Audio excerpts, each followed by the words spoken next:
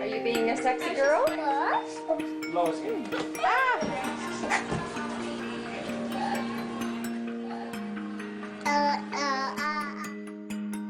Okay, and what is it like being twins? So do you get a lot of questions from other people? Yeah, we get lots of questions like, are you twins, or it's just sisters, or no, brother and sister. Yeah.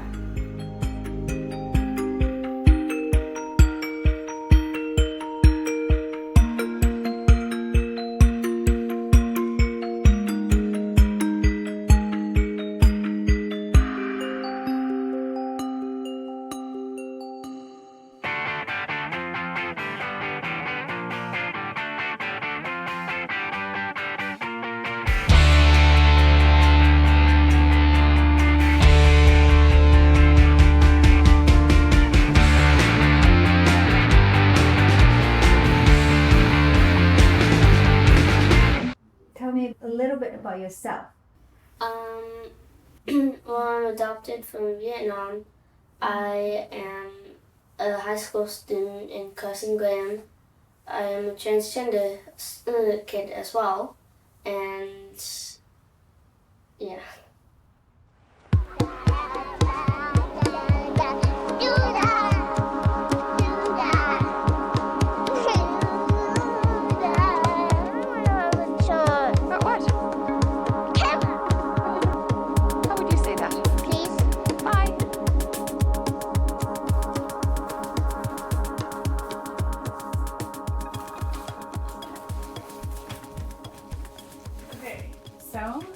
Do you want to start with telling us a bit about yourselves and how your relationship is with each other?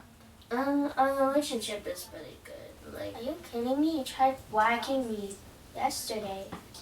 There's not one day of my childhood where me and my brother weren't fighting or at each other's throats, or him trying to cut up my stuffed animals. Yeah, he's a psychopath. Have you guys ever gone without talking to each other for a while? Yeah. Yeah? A lot of times. And how do your parents deal with that? They just let it happen. They let it happen? Yeah. And you guys sort it out for yourselves? Sort of. Nice. What a nice hug. Can you say Merry Christmas? That's right. Merry Christmas. Say Merry Christmas. Can you say Merry Christmas, Katie? Can you wave? Okay, wave. Run, run, run, run.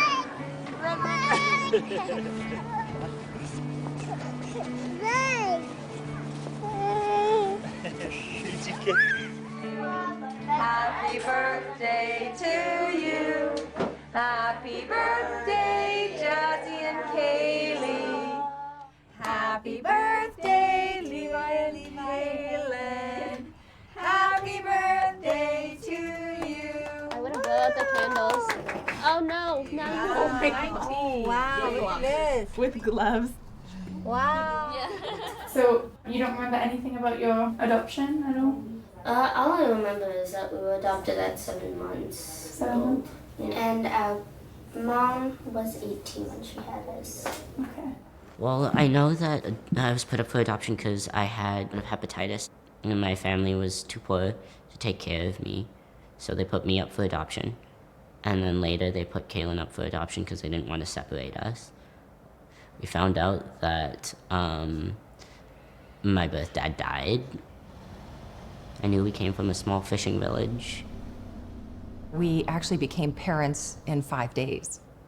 My husband and I were adopting and heard about these twins that had been separated from birth in Vietnam.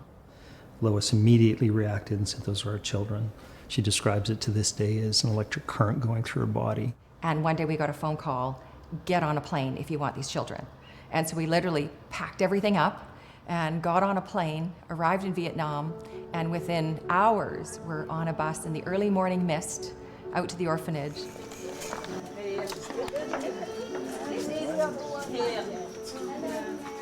We were handed our identical twin baby girls. It was pretty phenomenal.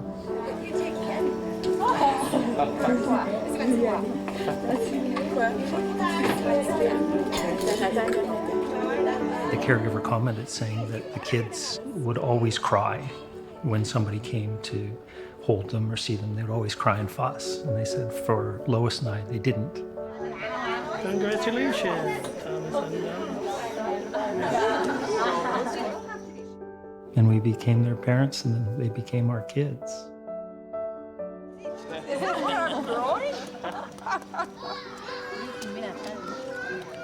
I love a cantaloupe ball. Okay. That's all it was. Oh my gosh, cantaloupe. To me, it was really important in adoption to be sure that we allowed our children to find their original identity. And so we wanted them to know their Vietnamese culture as much as possible. We happened to meet someone who's become one of our dearest friends. She came up to us on the street. I don't know why. I just came to her and I said, "Are they Vietnamese?"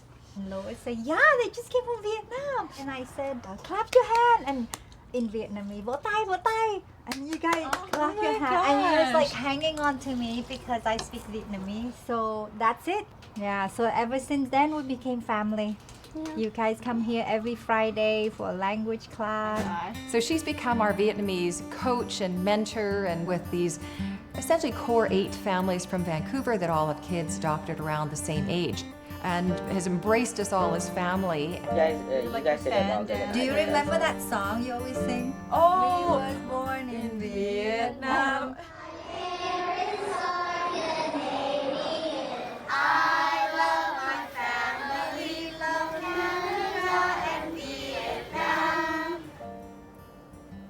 We grew up with them, and every year we would go on a vacation all together, and it was a great group of people. That was so nice to have growing up, Yeah. to have that community. Yeah, you did make a small documentary. Yeah, I was like imagining to make like a little short film or like a little video to share.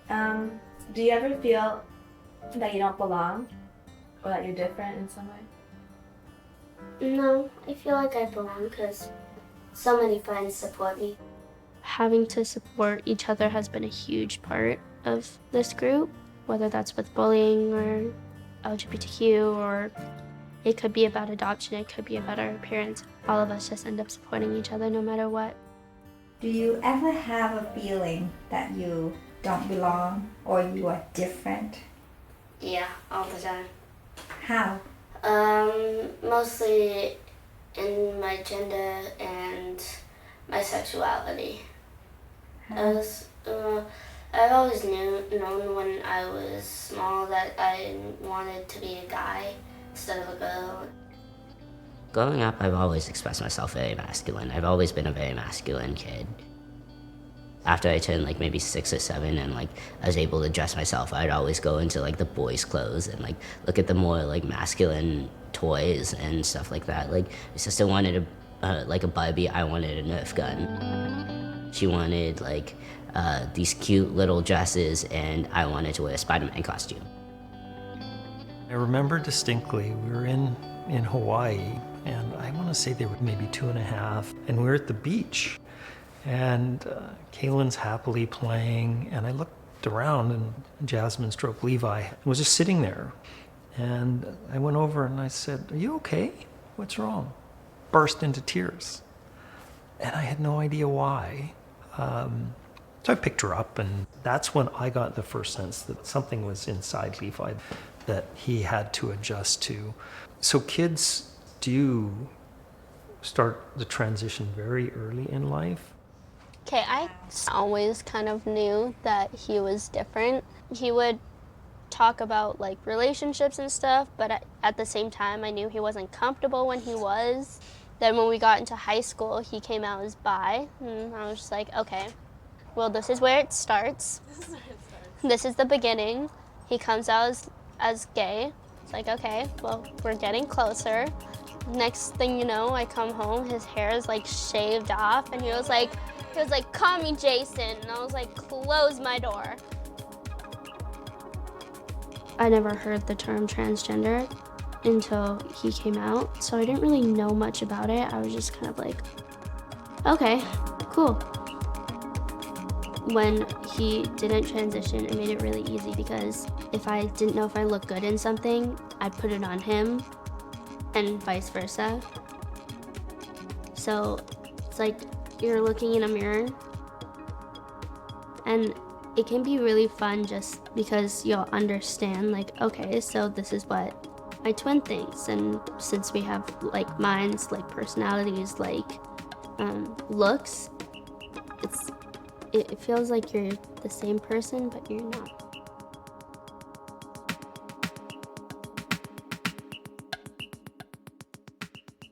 My name's Kailyn. I have a brother named Jason, who's also Jasmine. We raised Jasmine. We couldn't use that name anymore. And trans people, trans kids say that's my dead name. So that person is dead. So that's tough as a parent. It gets confusing a lot I'm of sorry, Mr. Start of Transition. How many names did you have? I only had 2. I just remember. No, Yeah, it was just it was Jason, and then it was Jason, Levi. Jay, and then Levi. A lot of it was Jazzy. I don't hate my birth name. A lot of people think that their dead name like is the worst thing in the world, and like they don't ever want to hear it again. But I don't mind my birth name. I thought it was very pretty. I thought it was very nice. It just wasn't me. I always call Levi Jazzy. Hey, Jazzy, Jazzy, Jazzy. And then all of a sudden, look at the Facebook and it say, blasted on Facebook, Mom, from now on, you don't have a daughter. No, it's like a you have a screenshot. son, and his name is Jason. Deal with it. And I'm like, oh. He announced himself to the world as he wished to be male, which we were perfectly cool with, because I could sense that that was what was inside him that was causing this sort of discontent.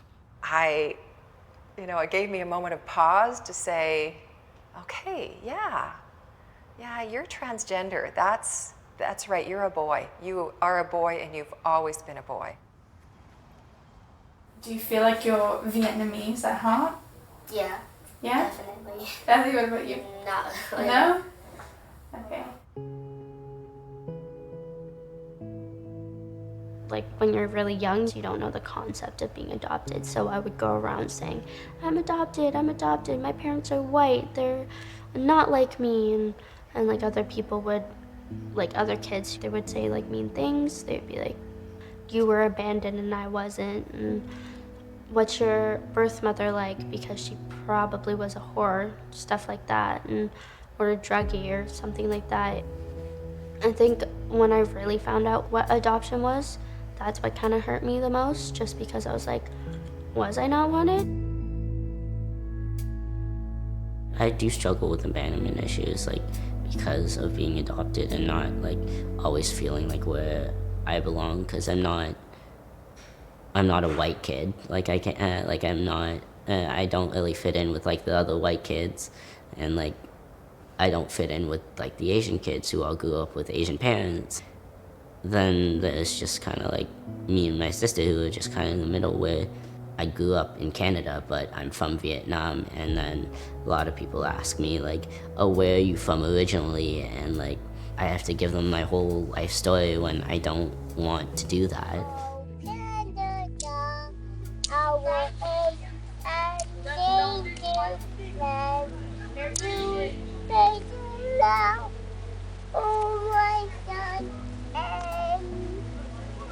Bye-bye. Oh, yes!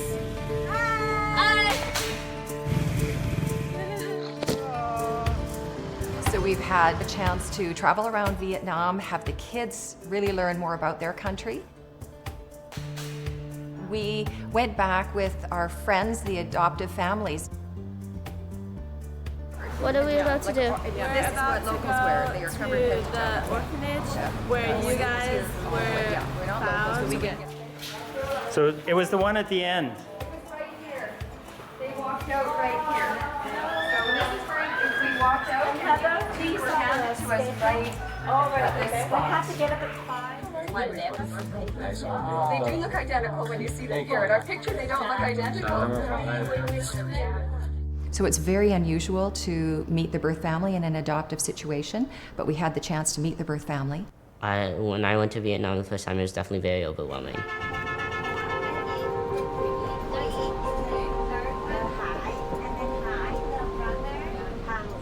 So I got to meet my birth parents, and I'm really excited for that part. And how do you think the meeting of your birth parents gonna affect you? Probably really emotional, because I haven't seen them in 13 years. So it'll be really emotional for all of us. Do you think it's gonna change your life? Change anything? I don't know.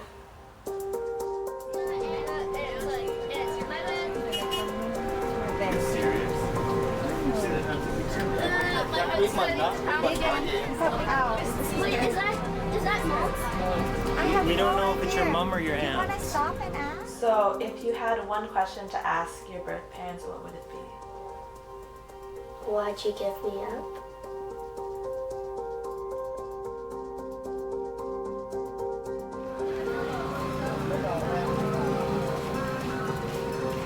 Yeah, we gotta get the bags.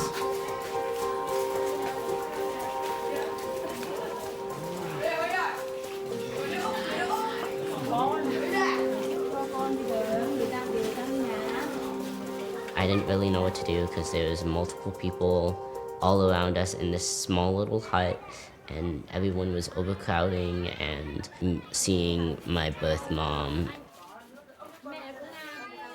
There was a lot that was going on during that time of just like being there and like just processing everything. I didn't know whether to cry, smile, laugh. I was just kind of more in shock. Chị Nga, con Hiền là lớn hơn con Hòa hả? Con Hiền là lớn hơn, chắc là trước 10 phút. Okay. Hiền was born 10 minutes before Hòa. Wow. Okay. And then what was their birthday? Ngày sinh nhật của cháu là ngày nào chị biết không? Có. Ngày 10 tháng 8. It's the 10th of August. Bố quý về từ nước ngoài đó. Nha. I was like it's time. Like I get to see her, I get to know her, I get to hug her, I get to touch her, I get to see if she's real. When I was able to do that, that was absolutely amazing. I wasn't out to my birth mom, so she told me to grow my hair out and to start wearing dresses and to start like being more feminine like my sister, and I just couldn't, and we couldn't really, there wasn't really a word to tell them that like I am a boy.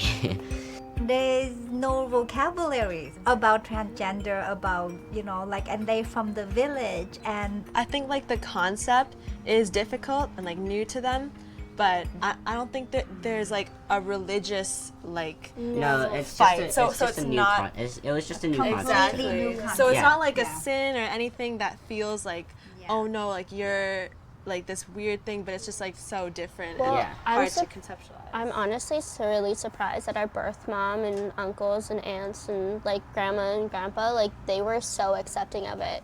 So it wasn't, even if you did come out, let's say we were still in Vietnam and you did come out as trans and you really figured out what that was, it could be possible that they would just be like, But wasn't there like a gay pride parade or something in Vietnam? yeah, they're very in the progressive, city? but I'm saying culturally, you know, it's not there, it's very hard.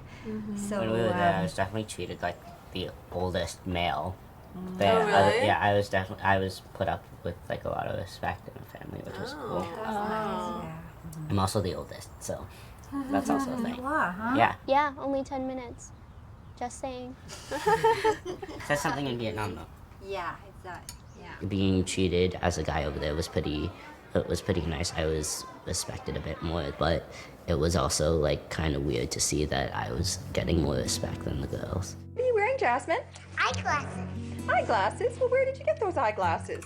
On your office. Oh, are you... Jasmine came up to me at age 3 for the first time and said, "Mommy, how come I'm not a boy?" And I thought it was very cute and pretty new agey, and so I gave a new agey kind of answer that, well, maybe you were a boy in a past lifetime or something and you prefer it. And, you know, off she toddled. When she was 4, she came to me again and said, "Mom, how come I'm not a boy?" And I thought that was pretty curious, and I gave her kind of a similar sort of answer. And she came back to me when she was 5 and asked the same question again. Mom, why am I not a boy? And I thought, okay, you're somewhere else on the spectrum, and so we just need to accept and support that. And so from that point forward, we never put her in dresses again. She wore a dress twice to be a flower girl at 2 weddings, and we paid her $20 to do that. What I did when I still had feminine features, I wore a lot of baggy things. I didn't wear, for the longest time, I only wore sweatpants, and I only wore shirts kind of like this, where you couldn't really see anything. A little after I came out, I ended up getting my period and stuff like that, and I did not like it at all. Once he had made a decision around his transition, we just jumped on board with him. Levi had to go to see a psychologist and go through a series of meetings to be designated that he had gender dysphoria, which of course he was just normal, but that was his normal. My friend told me that there's hormone blockers that I could take, and I was like, I don't know, I want to do that, but I don't want to stunt my height because I want to grow at least a little more if I can. I think they did as best they could for him, but he went on these massive injections that basically shut down his puberty. He then, which was very successful, he then went into a regimen of testosterone injections, which he still does, and in which I help him with.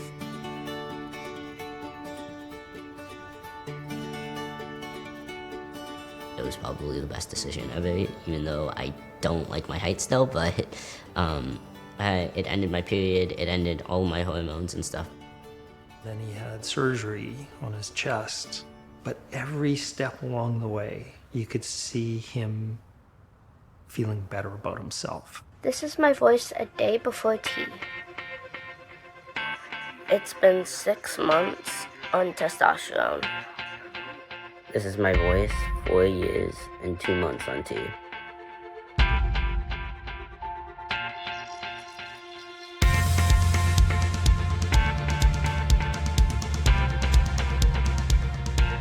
As Levi came out, I think the hardest thing for Kailyn was that everybody said, well, you're an identical twin, you must be transgender too.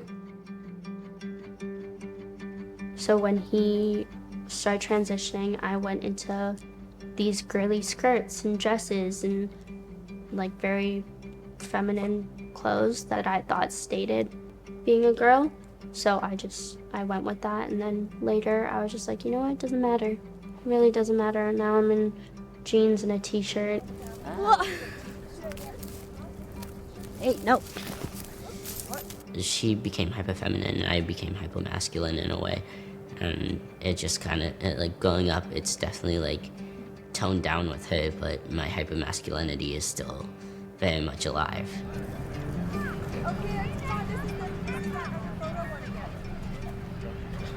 When he first started becoming more masculine, that's when I started getting insecurities about myself.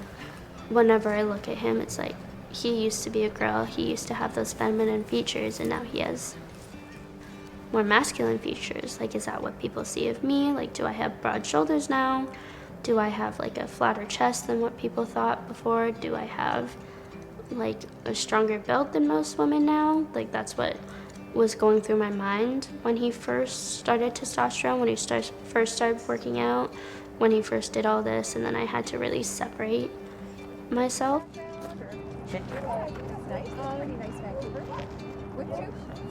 I am keeping my hat on. So maybe we'll go into the grassy area.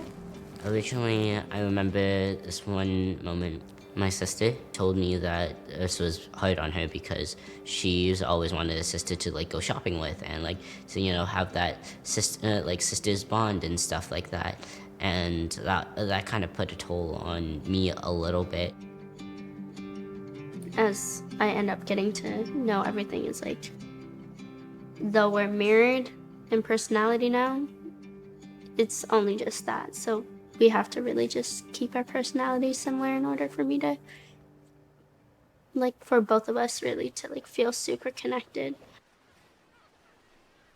I think it was a little bit tricky for her over that period and over that time, as Levi was getting a lot of attention in our trying to understand the transgender journey, trying to think about the adjustments that were going to need to be made for his legal name, for his legal gender, and for his health.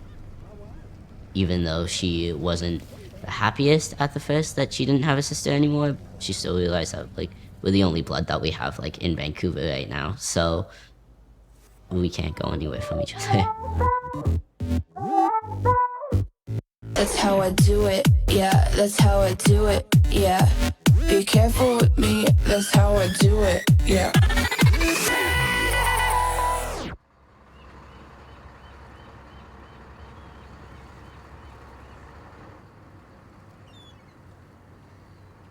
I think it was through his social network that Levi learned about Camp Out, which is camping out for trans kids or kids that are an alternative gender. Just had a blast. Hey, babies. He was finally able to get in and to attend the camp last year. And he had an amazing experience. And they've all continued to stay in touch since. Why did you go to Camp Out? I went to Camp Out because I got the opportunity and I was like, why not try to meet some new gay kids? Yeah.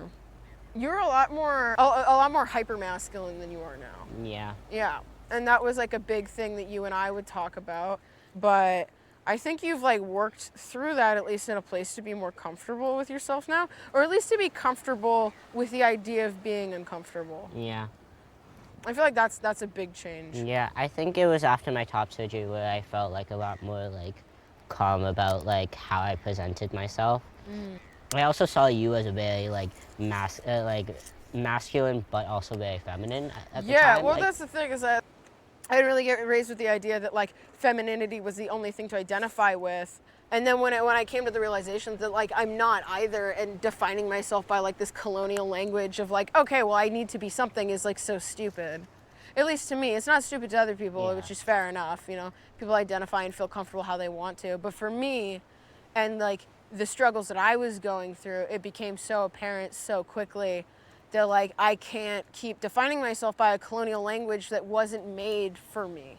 You know, you can't focus on self-betterment if you're focused on how much you hate yourself for not fitting into a societal idea. I think like, I don't know, what are some self-soothing practices that you have, Levi? What's some self-care that you practice on the daily? I use a lot of comedy for like joking around purposes and like to deal with like my trauma and stuff like that. Yeah, that's fair.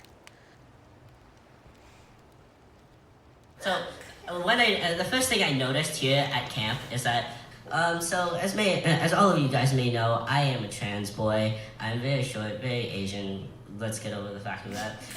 Bottom surgery has been a huge part of something that I've wanted to do, like when technology gets better and like all that bullshit. But it's not really much. It's not going to be a huge difference if I was cis. I'll fit in with the other Asian cis guys, you know, because I'm just adding another 2 inches to the 4 centimeters that I have. You know, not that I've measured or anything. Anyways, thank you. Jazzy, how have people responded to you coming out as being transgender? Well, they're all like really happy for me. I have gotten some hate, but I usually just block them out. Okay. Look, there's a little snoot. It's a snake baby. When Levi came out in 2016, we needed to then go to the school and say, we'd like you to start calling her he. This was very new. Nobody knew what to do. There was no washrooms. And so Levi would have to go to the office, get a key for the male teacher's washroom, and use that. And he found that just so traumatic that he just stopped eating and drinking so that he wouldn't have to use a washroom while he was at school. And he would hide that and he wouldn't tell us. I wasn't able to fit in with many other kids at my school. I became very depressed. I developed an eating disorder and I started to self-harm. And it took us a while until we realized that he was cutting and he was self-harming just to try to find a way to release and express some of the frustration and the emotion that he was feeling. Oh, look at this. Do you have any meaningful moments at camp? Meaningful moments? Yeah. I think it was just like meeting people, and I was actually like, I felt popular there. Yeah, that's fun. I wasn't really, I'm not popular outside of like camp, but I was popular at camp, and it was Very well resoundingly accepted. Yeah. Yeah. So a huge issue that I took with like coming to camp at least was that the complete censorship of dialogue that happens. Yeah. It's like, oh, well, you know, you guys are too young to talk about this. It's like, really, are we? Because most of the LGBT people that I was friends with when I was 16 were using drugs. No, yeah. There's a lot of stigma around the LGBT community with a lot of things, and a lot of people, there's a lot of like biphobia and like asexual phobia too, being like, they're not a part of the community, but like there's... Like being trans, being gay, being LGBT, being outside of a heteronormative or cisnormative like society, you get traumatized a lot easier, and that's something that people don't like to talk about. Is like, oh, well, that being gay is a bad thing because you're going to be traumatized and you're going to have a harder life. It's like, okay, well, why don't we work on making life for LGBT people less hard? And the way that we have to do that is to acknowledge that right now it is hard for them. Yeah. Like, I've been, like, on the street, I'll be called faggot or tranny or something like that, or people will be racist towards me and call me a chink, or tell me that I need God, or tell me that, like, I'm going to hell for my sins, and this is the way I want to present myself. And if someone doesn't like that fact, then it doesn't matter to me. It is really hard being transgender. It's hard to be in your body and to have it not be how you want it to be. Zach, can you skip us? No. See, I wish I was a gene gay dad and that I was like good at doing things like that, but I'm definitely not. Do you think I'm a gene gay dad? Definitely. You're wearing denim shorts. Oh yeah, that's true. You're wearing denim.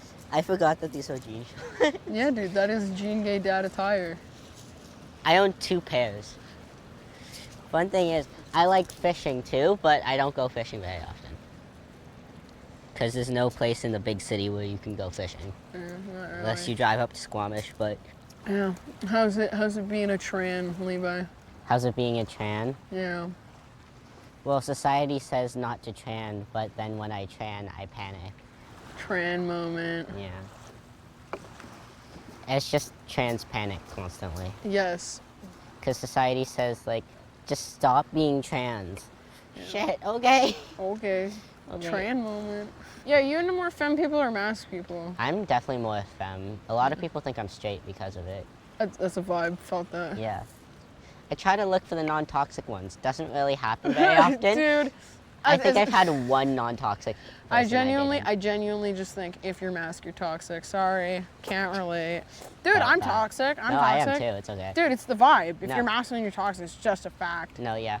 If you adhere to any societal norm of masculine oppression, you are toxic. Goodbye. I feel like if I ever mention a boy in front of you that I like, you're just gonna like, you're just gonna deck me in the face. You're like, no more. Stop that. Love yourself. Love yourself.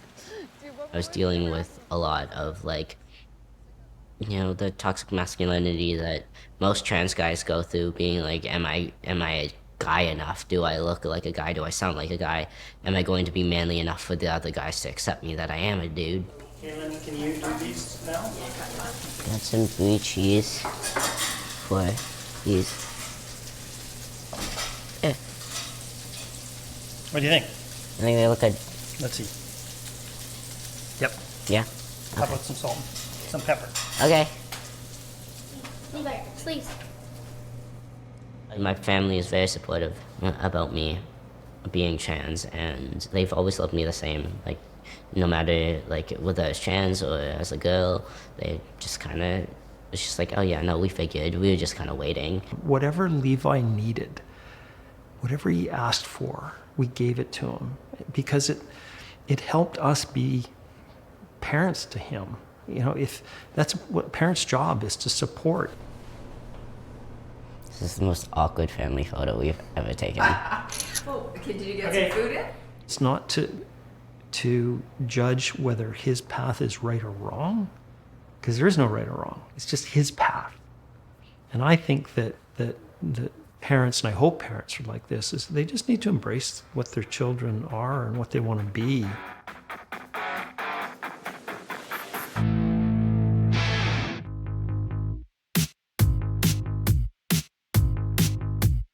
Testing, testing, testing. 1 time, turn the music up loud. 2 times, yeah, we do it for the crowd. Okay. Come on, hold it down. Yeah. For some reason, growing up, we did not want to be in the same class. Not at all. No, we wanted to be separated. Uh-huh. We switched classes a couple of times. Yeah, I don't know. The subjects that we switched, I was always good at some and he was always good at some, and then if we had it the same time, like let's say he had science, I had math. We had English together. We had English together in high school. Yeah, we had English together, I remember that. It was funny when we adopted the twins, we thought, oh, all the things we're going to teach these kids. Almost from the start, it was, okay, no, you are your own people, and I'm here to learn from you. So, at 16, I had no idea what I wanted to do. I had no plan. I didn't really think about college. I didn't think about anything other than social media, to be honest. It was like, okay, so how big is my Instagram following? Do I have enough followers on TikTok? Do I have enough followers on this, that? I wanted to be like an influencer, but at the end of the day, I was just like, okay, that's not really my style. So ever since I was young, my whole plan was to move out like straight after high school and travel the world, and like that dream was coming true. There's this opportunity for students to be able to get working visas in Europe, and so she liked the idea of at 18 she could go and work in a pub in Europe. And I said, Kailyn, why London? Why England? And I got the teenage eye roll. She said, well, Dad, the drinking age is 18. Honestly, it was the best time of my life. Bartending and going different places and having the time of my life by myself. And we going all night. One stop to the feelings, right? And we going all night. I did have like a lot of separation anxiety from Levi, and I had to FaceTime him at least once a day. I mean, I missed it a lot. I did miss him a lot because I don't like being separated from him for too long. What's the overall experience in England? I loved it over there. Really? Mm-hmm. And now you're happy. You're in the nice program. Yeah. It's really good. I'm in the top school for laser aesthetics. Exactly. So it was actually Levi who's way more dedicated into his work, his school, his all of this. Not saying that I'm not, but when he has a passion, he goes for it 1,000%. When I have inspiration for something, I always want to go and pursue that. He went to culinary school for a year, got his diploma in culinary school. It's the day of my exam. What am I doing? I'm hiding in the bathroom. Waste. So tell me about your cooking program. I'm not in cooking anymore, Leanne. Oh, tell me about your whatever latest thing. What's happening now? I'm in hair school. I had like 5 hours of homework yesterday, and I have 2 more hours of like wig styling tonight.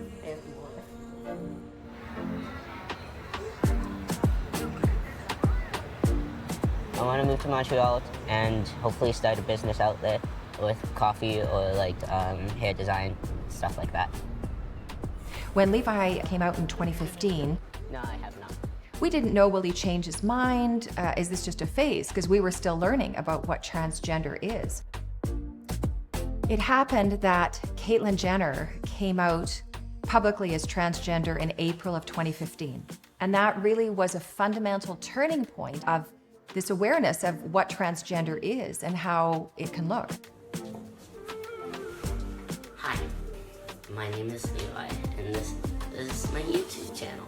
I'm actually grateful for electronics because he has a lovely online community that he can connect with other LGBT kids from really around the world, and that makes it really great.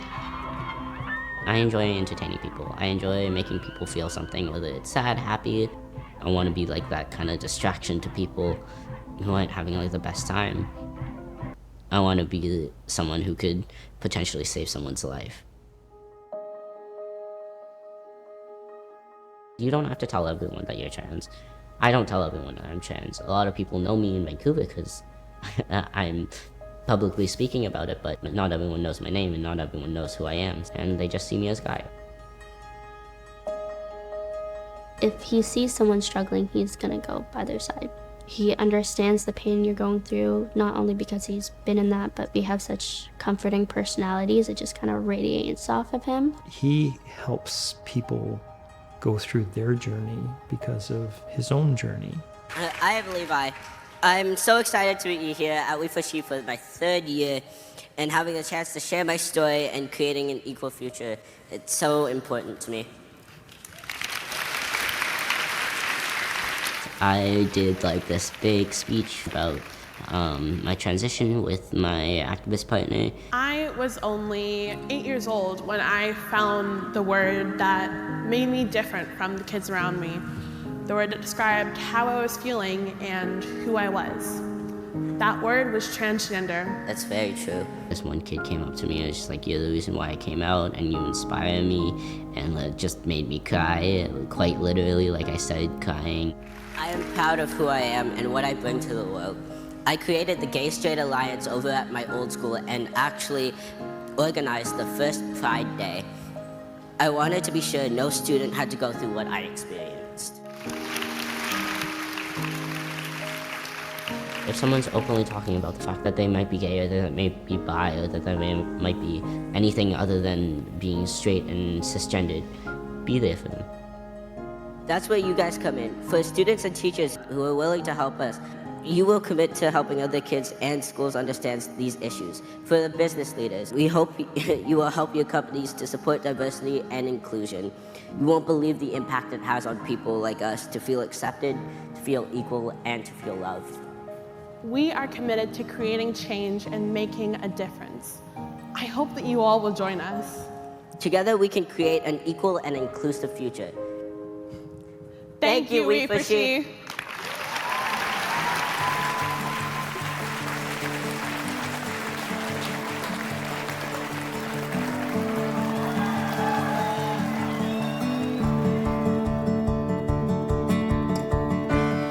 I just hope that my story inspires people to know that like it's okay to be themselves. Baby, it's okay. Like they don't need to have a specific gender identity if they don't want to have a specific gender identity. And now I'm just me.